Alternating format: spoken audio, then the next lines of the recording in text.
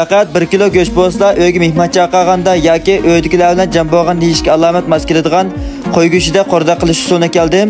Qilish usulimi nihoyat oddiy bo'lib, bir qatimki o'zingiz chuqur o'rganaysiz, samsa o'rganish boshlaylik ketdik.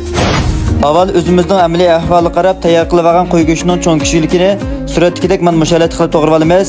Orqadan yoqtirishimiz bo'yicha ko'katashlarni tayyor qila olaylik. Mening tayyor qilganlarim bo'lsa, ko'k qizil laza, yangi sabza va qunoqni to'g'rab tayyor qilib oldim. Suratdagidek men mushalat qilsak bo'ladi. Materiallarni tayyor qilib oldik. Qo'rish qo'tab ketaylik. Qozonga muvofiq miqdorda may qo'yib, 2 qo'shiq atrofida oqchika silib to'xtamay qo'ysak, men mushdoq ko'pish paydo bo'ladi.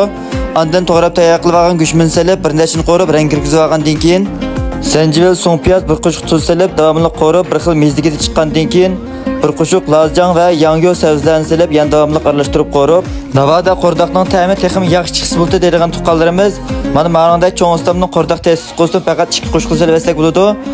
Cho'ng ustamning cho'nlig'i bor deb ta'mini qat'iy keltirmagan tuqqanlar mushlar sinab beqinglar.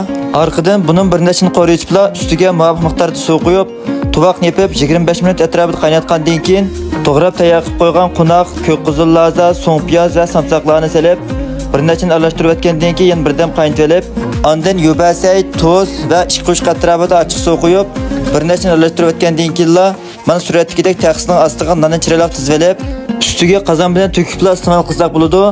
Malet qilgan vaqtda go'shtni bag'ra neni nayt yeyishlik bo'ladi. Tuqqanlar cho'qim bir sinab beqinglar. Oxirida yaqindan beri qo'llash bek azob qiladi do'stlar. Shunga azrimga haqsiz yurakdan birini besib, pinglar rayoniga gullan ko'plab yo'llab qo'ysanglar, qo'llagan tuqqanlar ko'pdan ko'p rahmat.